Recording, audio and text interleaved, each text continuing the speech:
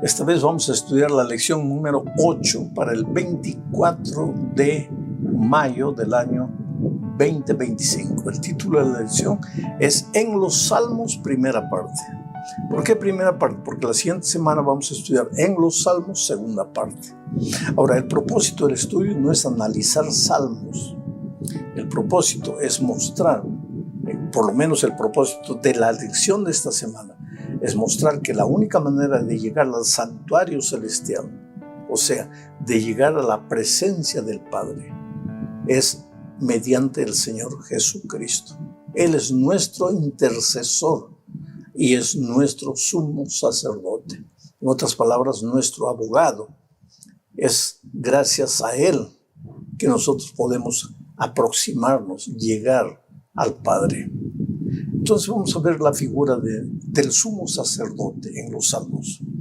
Muchos de los salmos hablan del santuario. El santuario se menciona en muchos salmos.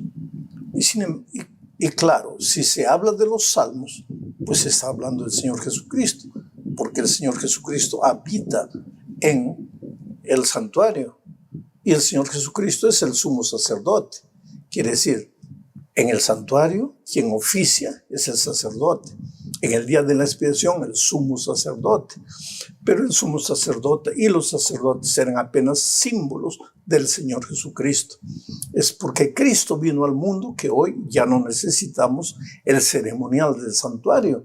Porque Cristo, el sumo sacerdote, Cristo el Cordero, ya es realidad, ya vino, ya vivió entre nosotros, ya murió por nosotros y ya fue al cielo para servirnos como intercesor, porque Cristo, nuestro sumo sacerdote, ya vino, ya vivió entre nosotros y ya regresó al cielo y ahora ministra en nuestro favor como sumo sacerdote. Pero vamos a ver esta figura en el Salmo 122, vamos a leer los versículos 1, 4 y 10. Dice así: Yo me alegré con los que me decían, a la casa de Jehová iremos. Voy a parar aquí para comentar lo siguiente. Yo me alegré con los que me decían, a la casa de Jehová iremos. Me alegré. Hay alegría en el corazón de aquellos que van a la casa del Señor. A la casa del Señor tú puedes entrar cargado de luchas, de dificultades, problemas.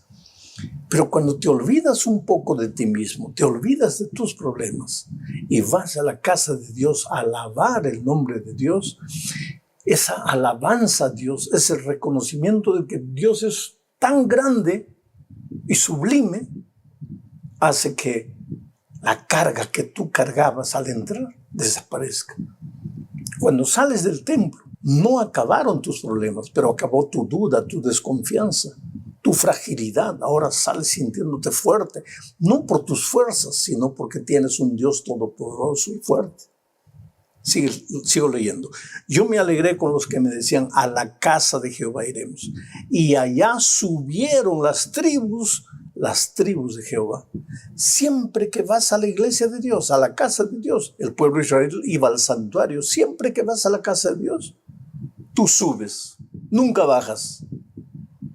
Aunque la casa de Dios esté en el valle y tú vivas en la montaña y tengas que descender al valle físicamente, siempre que tú vas a la casa del Señor subes.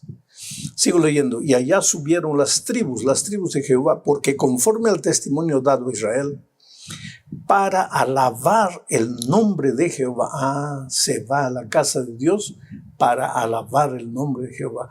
Qué pena que hoy día muchas veces se predica que hay que ir a la casa de Jehová para que Jehová resuelva nuestros problemas. Y yo no digo que Jehová no esté dispuesto a resolver tus problemas. Dios es tu Padre de amor. Dios sabe lo que tú sientes, lo que tú sufres antes que se lo pidas. Él quiere entrar en tu vida, Él quiere resolver tus problemas, pero cuando vayas al templo, aunque tengas problemas, ve con la actitud de alabar a Dios, de adorar a Dios, y tú vas a ver que el resultado es que cuando salgas, vuelvo a repetir, tus problemas pueden no haber acabado, pero tu actitud cambió, y ese es el primer paso hacia la victoria. Sigo leyendo el texto. porque allá están las sillas del juicio. En el templo, en el santuario en Israel, cuando la gente entraba al santuario, allá estaban las sillas del juicio. Cada vez que tú piensas en juicio, porque sigo leyendo el texto, dice, allá están las sillas del juicio, los tronos de la casa de David. Juicio se relaciona con una corte, con Dios. Es interesante que nosotros, como pueblo de Dios, hemos recibido la misión de proclamar el mensaje de los tres ángeles. ¿Y en qué consiste el mensaje de los tres ángeles? Simplemente anunciar las buenas nuevas del Evangelio en el contexto del juicio. Cada vez que tú vas al templo, debes recordarte que un día nosotros los seres humanos tendremos que dar cuenta de nuestras actitudes. Cada vez que vayas a la casa de Dios, debes recordar que en este momento estamos siendo juzgados, pero no debes desesperarte, porque tu abogado, tu sumo sacerdote, es el Señor Jesucristo. Esto es maravilloso. Resumiendo esta primera parte, debemos recordar algunos puntos de la lectura del texto. Primero, la casa de Jehová es el santuario. Hablando de Israel en aquellos tiempos, la casa de Jehová era el santuario para ellos. Segundo, el santuario de la tierra de Israel fue construido siguiendo el modelo del santuario celestial, y eso lo dice claramente Pablo en la epístola a los Hebreos. En tercer lugar, en el santuario estaba el trono de Dios. En cuarto lugar, el trono significa juicio. Y finalmente, no hay juicio sin intercesor. No puede haber juicio sin abogado defensor. Jesús es tu defensor, es tu sumo sacerdote. Es por eso que no tienes que temer de nada. Ahora vamos a la segunda parte de este estudio, bajo el subtítulo de En el monte Sión. Aquí veremos que nadie entrará al santo monte de Dios por méritos humanos. Para esto voy a leer dos textos. El primero, Salmos 15, 1 y 2. Tiene una pregunta. Dice, Jehová, ¿quién habitará en tu tabernáculo? ¿Quién morará en tu monte santo? En otras palabras, Señor, ¿quién llegará a tu presencia? Y el salmista responde, el que anda en integridad y hace justicia y habla verdad en su corazón. Ahora, ¿qué ser humano anda en integridad? ¿Sabes de dónde viene la palabra integridad? De la palabra entero. Si le quitas 1 milímetro ya no está entero, ya está incompleto, ya falta 1 milímetro. Entero es entero. ¿Quién entrará a la presencia de Jehová? El entero, el íntegro. Yo me pregunto, ¿mi vida es íntegra o falta? ¿Tu vida es íntegra o falta? ¿Quién entrará a la presencia de Dios? El entero, el íntegro, el que hace justicia.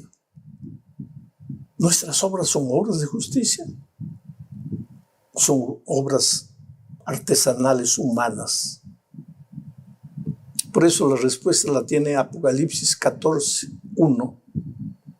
Dice así, después miré y he aquí el Cordero. Aquí aparece el Cordero, el Señor Jesucristo. He aquí el Cordero estaba en pie sobre el monte Sión. ¿Te acuerdas que Jesucristo dijo, nadie viene al Padre sino por mí? Ahora en el monte Sión, en la presencia de Dios, aquí está el Cordero, Jesucristo. Y con él 144,000. No voy a explicar esto, pero los 144,000 son un símbolo de los redimidos que estarán vivos cuando Cristo vuelva. ¿Por qué es un número simbólico? Porque el Cordero también es un símbolo. El Cordero es símbolo del Señor Jesucristo. Los 144,000 de los que creyeron en Jesucristo. ¿Y dónde están? En el monte Sión. No en el monte Sión de aquí, de esta tierra, sino en la presencia de Dios. ¿Y por qué están en la presencia de Dios? Sigo leyendo Apocalipsis. Y con él 144,000 que tenían el nombre de él y el de su Padre escrito en la frente. Interesante el nombre. Esos 144,000, esos cristianos, esos redimidos, esos que siguieron al Cordero, porque si tú sigues leyendo los versículos del capítulo 14 de Apocalipsis, vas a ver que la característica de esos redimidos es que siguen al Cordero por donde quiera que vaya. Si los seguirán en la eternidad es porque aprendieron a seguirlo en esta tierra. Pero esos están en el monte Sión, en la presencia de Dios con Cristo. Gracias a Cristo porque tienen escrito el nombre del Cordero, de Jesucristo, y el nombre de Dios, del Padre, aquí en la frente. Ahora, no quiere decir que tienes que escribirte la palabra Dios en la piel. Porque el nombre de una persona en la Biblia simboliza su carácter. O sea, estas personas que están en la presencia de Dios es porque están reflejando el carácter de Jesucristo. Así como Adán y Eva reflejaron el carácter de Jesucristo cuando salieron de las manos de Dios.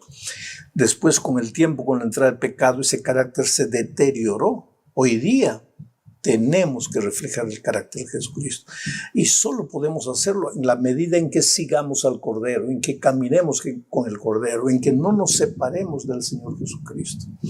¿Y cómo se camina con Jesucristo? No es algo romántico. Es estudiar la Biblia todos los días, es buscar a Dios en oración todos los días y es traer una persona para Jesucristo. Cuando tú haces eso, estás caminando con el Cordero, caminando con Jesús, y el resultado es que vas a reflejar el carácter de Jesucristo. O sea, el nombre de Jesucristo va a estar escrito en tu frente. Y como recompensa final, como gracia maravillosa, misericordiosa de Dios, estarás en la presencia del Padre. Vamos a la tercera parte de este estudio, bajo el subtítulo de La ley en nuestro corazón. Y aquí veremos que la gracia redentora de Jesucristo te lleva de manera natural a andar en los caminos de Dios, a seguir sus consejos, a guardar sus mandamientos. No para que ganes la salvación, sino como resultado de la gracia redentora que ya te alcanzó, te limpió, te transformó. Leamos Salmos 119, 55 y 56. Dice así: me acordé en la noche de tu nombre. Tu nombre. El nombre representa a la persona. En la Biblia el nombre es el carácter de la persona. Me acordé en la noche. A veces nosotros nos acostamos y en la noche andamos pensando tonterías antes de que venga el sueño. Y el salmista dice: me acordé de tu nombre en la noche, de tu carácter, de cómo eres tú. Comencé a pensar en tu misericordia, en tu santidad. Me acordé, sigo leyendo el texto, me acordé en la noche de tu nombre, oh Jehová, y guardé tu ley. Estas bendiciones tuve porque guardé tus mandamientos. Querido, la obediencia a los eternos principios de la ley de Dios son resultado de tu meditación en el amor de Dios de día y de noche.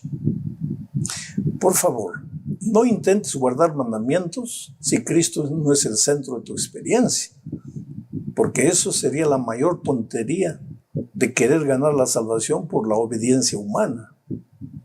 Pero por favor también, no te atrevas a decir que Jesús es el centro de tu vida y que tú meditas en Él de día y de noche, si no guardas sus mandamientos. Eso es lo que el salmista está diciendo.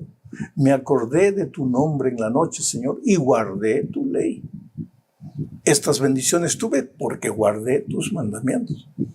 Ahora, la ley no es algo que tienes que tener escrito ahí en la pared para recordarte de día y de noche lo que la ley dice. Tú puedes tenerla sin problema ninguno, pero mira lo que dice Hebreos 10, 16 y 17. Leo. Este es el pacto que haré con ellos después de estos días, dice el Señor.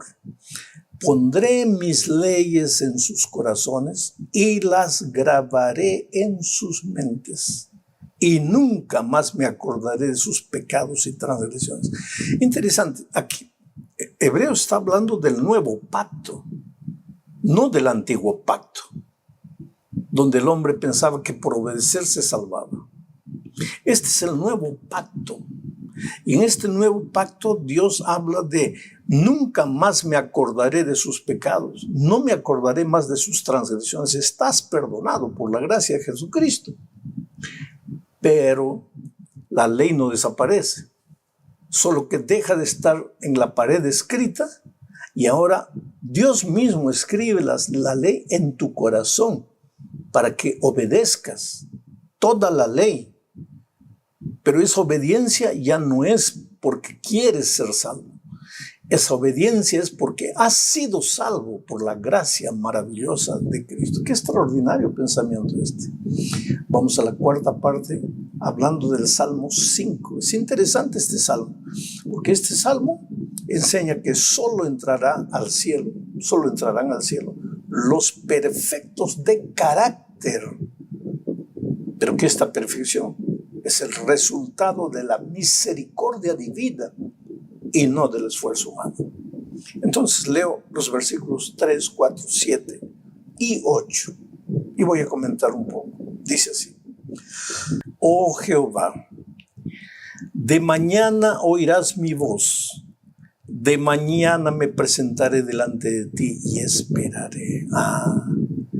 Lo primero no es querer obedecer, querer ser bueno, querer cumplir normas. Lo primero es: oh Señor, de mañana oirás mi voz, de mañana me presentaré delante de ti y esperaré.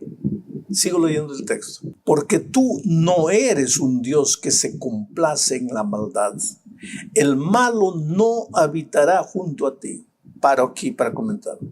Quiere decir que cuando tú lo buscas de mañana, cuando tú clamas a Dios de mañana, cuando tú no inicias las actividades del día sin pasar un tiempo con Dios, lo primero que entiendes es que en Dios no hay maldad. Al lado de Dios no habita el pecado. No puedes caminar por la vida pensando que Dios te ama y tú lo amas y puedes continuar haciendo lo que quieras en la vida. No. Tú entiendes que en Dios no hay maldad, que el malo no habitará junto a Dios. Sigo leyendo el texto. Los insensatos no estarán delante de tus ojos, mas yo, por la abundancia de tu misericordia, entraré en tu casa. Es por la misericordia divina. Adoraré hacia tu santo templo en tu temor. Guíame. ¿Cómo es que Dios te va a guiar? Guíame, es la oración del salmista. Guíame. Pues a través de su palabra, a través de sus instrucciones, a través de sus consejos, que todos ellos están resumidos en los 10 eternos principios de la ley de Dios. Por eso dice: guíame. Tú has sido salvado por la misericordia de Dios. Has sido lavado por la gracia divina. Has alcanzado la salvación en Cristo. Entonces dile: guíame. Y al guiarte, pues Dios te va a dar su palabra y te va a dar, en resumen de su palabra, sus 10 mandamientos, su santa ley. Sigo leyendo. Jehová, en tu justicia a causa de mis enemigos, endereza delante de mí tu camino. Quiere decir que cuando tú clamas a Dios, cuando Dios es el centro de tu experiencia cristiana, tu clamor es: Señor, endereza mis caminos. Tú puedes haber caminado por caminos tuertos, torcidos, caído en el abismo, en fin. Tú no te preocupes por lo que has hecho en tu vida pasada. Tú no conocías a Cristo. Al mal llamabas bien, al bien llamabas mal. Pasabas noches haciendo tonterías en tu vida. Pero no te preocupes por eso, porque es pasado. Ahora has conocido a Cristo, has aceptado a Cristo. Suplica al Señor: endereza mis veredas, endereza mis caminos. Guíame. Ahí viene el Señor y te guía. Si un día tú llegarás a la casa del Padre, o yo, es solo por la misericordia divina, pero porque nos dejamos guiar por el pastor. Llegamos al fin de este estudio hablando de: enseña a los transgresores tu camino. Y aquí veremos que la proclamación final del Evangelio no será una acción humana, sino que Dios cumplirá su misión a través de los agentes humanos, reflejando su carácter en la vida de ellos. Entonces, con esto en mente, leo Salmos 96:3. Proclamad entre las naciones su gloria. Proclamad entre las naciones su gloria. Es interesante. Cuando Jesús se fue al cielo, le dijo a sus discípulos, por tanto, id por todo el mundo, predicad el evangelio a toda nación, tribu, lengua y pueblo. Solo que Jesús estaba repitiendo lo que el pueblo de Dios había aprendido en el Antiguo Testamento. Porque en este salmo, mira lo que dice, proclamad entre las naciones su gloria. ¿Qué es la gloria? Es el carácter de Jesucristo. ¿Qué es su gloria? Es las buenas nuevas del maravilloso amor de Jesucristo que salva al hombre. Proclamad entre las naciones su gloria, en todos los pueblos sus maravillas. Después viene Apocalipsis 14, donde Dios le dice, Dios levanta un pueblo, vi volar en medio del cielo otro ángel para predicar el evangelio eterno, la gloria eterna de Dios, a toda nación, tribu, lengua y pueblo. Y después viene Isaías capítulo 61 al 3, en el Antiguo Testamento. Dios ya le decía a su pueblo, levántate, resplandece, porque ha venido tu luz y la gloria de Jehová ha nacido sobre ti. Porque he aquí que tinieblas cubrirán la tierra y oscuridad las naciones. Mas sobre ti amanecerá Jehová y sobre ti será vista su gloria. Y andarán las naciones a tu luz y los reyes al resplandor de tu nacimiento.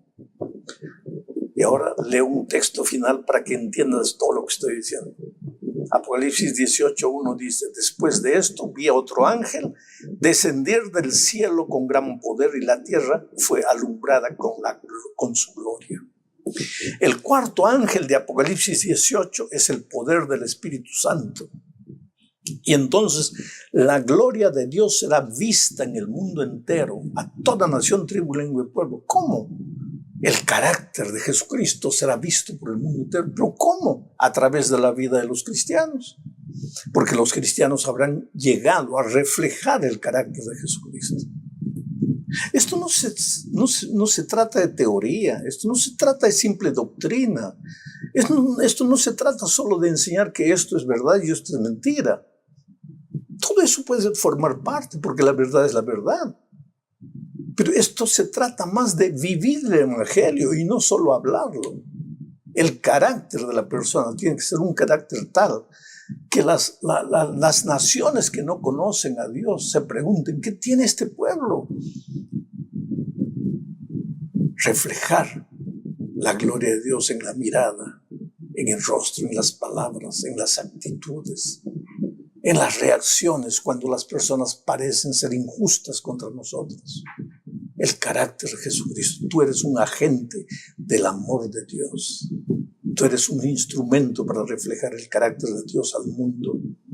Entonces el evangelio habrá cumplido su misión en esta tierra. ¿Qué tiene que ver todo esto con profecía? Es que, querido, para que llegue el momento en que tú tengas que hablar las profecías y proclamar que Cristo está volviendo, el mundo tiene que creer en ti. Y para que el mundo crea en ti, tú tienes que vivir en primer lugar el evangelio. No puedes proclamarlo sin que el evangelio se haya hecho una experiencia en tu vida. Que Dios te bendiga, que Dios te cuide, que Dios te dé una semana llena de victorias. Hoy veremos la lección número 3 para el 18 de abril del año 2026. El título es Orgullo versus Humildad. Mira, todos hemos conocido en algún momento de la vida personas orgullosas. Este tipo de personas siempre cree que tiene la razón. Y claro, como cree que tiene la razón, nunca acepta corrección. La persona orgullosa necesita tener el control de todo y parece disfrutar menospreciando a los demás. Y lo peor de todo es que es muy fácil buscar al orgulloso mirando a las otras personas. Pero la verdadera pregunta no es quién es orgulloso allá afuera, sino qué ocurre conmigo. ¿Sabes? El orgullo es uno de los pecados más sutiles, porque casi siempre lo vemos en los otros, pero rara vez tenemos la capacidad de verlo en nosotros mismos. Alguien dijo que el orgullo surge del deseo de demostrar que somos valiosos, esa desesperada necesidad de mostrar nuestro valor. Pero la Biblia declara que ya somos valiosos. Primero, porque fuimos creados por Dios, el Dios creador del cielo y la tierra, soberano, eterno, infinito, se manchó las manos con barro para crearnos. Entonces ahí está nuestro valor. Y en segundo lugar, cuando nos perdimos, Jesús dejó todo en el cielo y vino a este mundo a rescatarnos. Entonces, ¿por qué seguimos intentando probarnos a nosotros mismos y a los otros que valemos alguna cosa? Hoy, querido, veremos cómo el orgullo afecta nuestra relación con Dios y con las demás. Y también veremos cómo la humildad abre el camino hacia la gracia. Bueno, en la primera parte de este estudio veremos el subtítulo Las opresivas garras del orgullo. Sabes, mi amigo, el orgullo comenzó allá en el cielo. Lucifer, el querubín protector, el más bello y talentoso de los ángeles, comenzó a mirarse a sí mismo. Comenzó a comparar su posición con la de los otros ángeles y deseó más. Quiso el lugar de Dios y así comenzó el gran conflicto de todos los tiempos. Ahora, lo triste es que el orgullo siempre hace lo mismo. Desplaza a Dios del centro de tu vida y coloca el yo en el trono. Por eso primera de Juan capítulo 2, versículos 15 al 17, dice lo siguiente. Aquí se habla de 3 dimensiones del orgullo. Leamos el texto. No améis al mundo, ni las cosas que están en el mundo. Si alguno ama al mundo, el amor del Padre no está en él. Porque todo lo que hay en el mundo, los deseos de la carne, los deseos de los ojos y la vanagloria de la vida, no proviene del Padre, sino del mundo. Ahora, observa las 3 dimensiones del orgullo. Los deseos de la carne, los deseos de los ojos y la vanagloria de la vida. El orgullo no es simplemente sentirse satisfecho porque lograste alguna cosa en la vida, no. No es apenas apreciar los dones que Dios te dio, no. El problema surge cuando olvidas el origen de esos dones que tienes. Cuando crees que lo que eres es el resultado exclusivo de tu capacidad. Y entonces corres atrás de los deseos de la carne, los deseos de los ojos y la vanagloria de la vida. La Escritura es clara. Todo proviene de Dios. Nuestro valor no se basa en nuestros logros ni en nuestras conquistas en esta vida. Nuestro valor proviene de la cruz. Y aquí surge una pregunta, y es una pregunta honesta. ¿Hasta qué punto el orgullo está afectando mi relación con Dios? Porque el orgullo hace algo terrible. Te convence de que no necesitas ayuda de nadie, ni siquiera de Dios. Bueno, esto nos lleva a la segunda parte de la lección, bajo el subtítulo de Conócete a ti mismo. Sabes, Jesús cuando estuvo en esta tierra contó una parábola profundamente incómoda para mostrar cómo el orgullo viene muchas veces disfrazado de religiosidad, de espiritualidad. Hay gente que tú ves y parece espiritual, religiosa, y sin embargo son motivadas esas personas por el orgullo. Jesucristo contó que 2 hombres subieron al templo a orar. Uno era respetado, religioso, correcto a la vista de todos. El otro, coitado, era un pecador reconocido por todo el mundo. El primero, el religioso, mirando a sus buenas obras, porque se portaba bien aparentemente, oró de la siguiente manera: Señor, gracias, porque no soy como los demás. Sin embargo, el segundo solo dijo: Señor, ten misericordia de mí, que soy un pobre pecador. Y sabes, Jesús declaró que el pecador, el que reconoció su pecado, fue justificado. ¿Por qué? Porque el orgullo impide la bendición de la gracia en tu vida. Santiago lo dijo sin rodeos de esta manera en el libro de Santiago, capítulo 4, versículo 6. Mira lo que dice: pero Él da mayor gracia. Por esto dice: Dios resiste a los soberbios y da gracia a los humildes. La palabra resiste implica oposición activa. El orgullo no solo es un defecto de carácter, es una barrera espiritual. Mientras el fariseo se comparaba con los otros, el publicano se comparó con Dios. Y cuando tú te comparas con Dios, ahí pues ya no hay lugar para el orgullo desaparece. Te voy a contar una historia. En Río de Janeiro, en el Brasil, hay una estatua del Cristo Redentor llamada el Corcovado. Allá arriba está en una montaña gigantesca, desde ahí una visión maravillosa al Río de Janeiro. Cuando tú estás en Copacabana, por ejemplo, y ves al Cristo Redentor, te parece el Cristo pequeñito y tú grande en comparación con Cristo. Pero cuando tú vas caminando hacia el Cristo Redentor y llegas al pie de la estatua, te das cuenta que tú eres pequeñito y la estatua es gigantesca. Así sucede con nosotros. Cuando nosotros estamos lejos de Dios, nos parecemos buenos, nos parecemos grandes, gigantes. Pero cuando nos acercamos a Jesús de verdad, ahí entendemos la pequeñez de nuestro ser, la pecaminosidad de nuestro ser. Por otro lado, querido, la humildad no es despreciarse a sí mismo ni tener una baja autoestima. La humildad es reconocerse con equilibrio delante de Dios. Cuanto más te acercas a Cristo, más consciente serás de tu necesidad. Y solo quien reconoce su necesidad puede recibir salvación. Vamos ahora a la tercera parte de este estudio bajo el subtítulo de Moisés, el poder transformado en mansedumbre.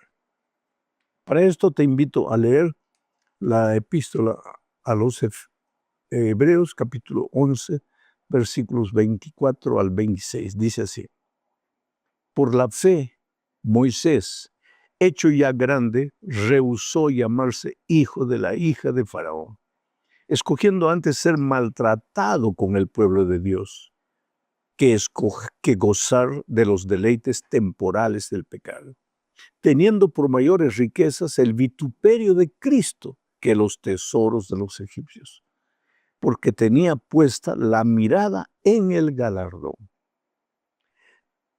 Reflexionemos en lo que dice este texto. Moisés tenía todas las razones del mundo humanas para sentirse orgulloso. Había sido educado en la corte egipcia, era poderoso en palabras y hechos, tenía un futuro brillante, hombre extraordinario, admirado por todos. Pero Hebreos 11 dice que escogió algo diferente. Decidió sufrir con el pueblo de Dios antes que disfrutar de los placeres temporales del pecado. ¿Por qué? Es que el desierto había quebrantado su autosuficiencia. Durante 40 años Dios trabajó con el carácter de Moisés para transformarlo de un hombre bravo y orgulloso en un hombre muy manso, dice la Biblia, más que todos los hombres. Y ahora, Moisés, el hombre más grande de su generación, es recordado por su humildad. No porque fuese un ser humano derrotado, no. Imagínalo, Imagínate, mira, vamos a cerrar los ojos e imaginar a Moisés. La zarza ardiente, ¿quién pudo presenciar algo así? Las plagas de Egipto, el poder de su palabra, que venía de Dios a través de él. El mar rojo abierto, los enemigos tragados por el agua, el maná cayendo del cielo, los 10 mandamientos escritos por el dedo de Dios. Mira, cuántas oportunidades para que él se sintiese orgulloso. Pero Moisés entendió algo que nosotros debemos aprender. La grandeza espiritual nunca se construye sobre el egoísmo. Por eso es que a veces Dios permite que la propia vida se encargue de llevarnos al desierto de nuestra existencia. ¿A qué? A llorar, aprender que valemos mucho, sí, pero no porque haya valor intrínseco en nosotros, sino porque Dios nos ama y está dispuesto a hacer maravillas en nuestra vida. Así que si en este momento estás pasando por tu desierto, todos te han abandonado, estás solo, tus planes no resultan, piensa un poco. ¿No será que necesitas pulir algunas aristas de tu carácter? Ahora, no trates de hacerlo solo porque tú no puedes. Deja que Jesús haga en ti. Él sí va a moldar tu carácter y entonces con tu carácter transformado vas a volver al Egipto de este mundo, como Moisés, del desierto a Egipto. ¿Para qué? Para hacer las grandes obras de Dios en ti y a través de ti. Bueno, vamos ahora a la cuarta parte del estudio bajo el título de la mayor ofensa. En esta parte, querido, veremos un incidente que sucedió entre Cristo y sus discípulos. Leamos Lucas 22, versículos 24 al 26. Dice así: hubo también entre ellos una disputa sobre quién de ellos sería el mayor. Pero él les dijo: los reyes de las naciones se enseñorean de ellas, y los que sobre ellas tienen autoridad son llamados bienhechores. Mas no será así entre vosotros, sino sea el mayor entre vosotros como el más joven, y el que dirige como el que sirve. A mi amigo, mira, si tú lees todo el capítulo 22 de Lucas, verás que los discípulos discutían siempre entre sí quién de entre ellos debería ser el mayor. Después de años caminando con Jesús, no habían cambiado. Todavía competían por posiciones. Y Jesús les respondió con una frase que redefine todo: el mayor entre vosotros sea como el menor. En otras palabras, en el reino de Dios la grandeza se mide por el servicio, no por la posición. Jesús declaró: yo soy entre vosotros como el que sirve. ¿Sabes? El orgullo fue lo que derribó a Lucifer allá en el cielo. El orgullo es lo que más ofende a Dios. Y lo más peligroso es que muchas veces no lo vemos.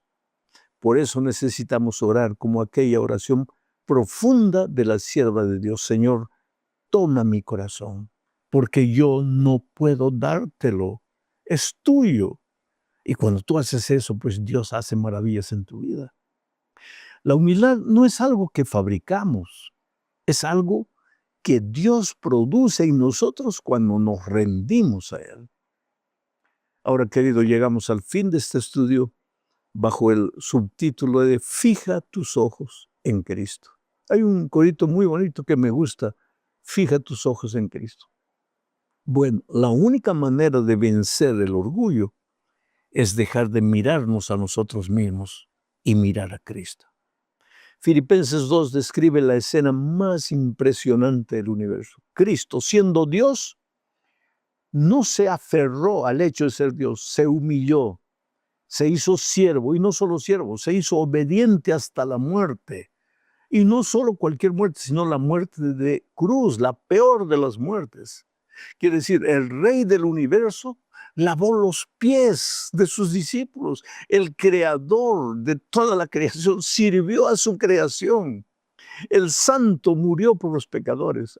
Querido, cuando contemplamos la cruz, el orgullo se derrite, porque allí en la cruz entendemos dos cosas. Primero, nuestro pecado es más serio de lo que imaginamos. Y segundo, el amor de Dios es más grande de lo que merecemos. La cruz nos coloca en el lugar correcto. No somos autosuficientes, no somos superiores, somos pecadores arrepentidos y amados. Y esa verdad nos libera. En este estudio hemos visto que el orgullo nos separa de Dios, mientras que la humildad nos acerca a Él. El orgullo compite, la humildad sirve. El orgullo se compara, la humildad contempla a Cristo. Hoy, en este momento, el Espíritu Santo te invita a hacer una evaluación honesta. ¿Dónde está el yo en tu vida? ¿Ocupa el trono o has permitido que Cristo reine? El Evangelio no es solo perdón, el Evangelio es transformación del corazón. El mismo Jesús que murió por nosotros puede moldar nuestro carácter. Si hoy reconoces que necesitas esa obra interior, si deseas que Dios quite el orgullo y forme en ti el carácter de Cristo, haz tu oración en silencio. Ahora mismo, ahí donde estás, dile: Señor, toma mi corazón. Enséñame a servir, enséñame a depender de ti. Enséñame a mirar la cruz hasta que el orgullo pierda su poder. Porque cuando Cristo ocupa el centro, el yo pierde su trono. Y allí comienza la verdadera libertad. Tú eres precioso, hijo de Dios. Tú vales mucho, pero tu valor no está en lo que tú tienes, en lo que tú eres. Tu valor depende de lo que Dios hizo por ti. Pero eres importantísimo. En este mundo, si tú no estuvieras, este mundo no sería el mismo. Tú haces la diferencia. Pero tú, porque Cristo vive en ti. Así que levanta los ojos y enfrenta las luchas de la vida, las críticas de los seres humanos, la condenación de las personas. Que digan lo que digan, que te critiquen, que te juzguen, a ti no te importa. Tú mira a Cristo y avanza de victoria en victoria.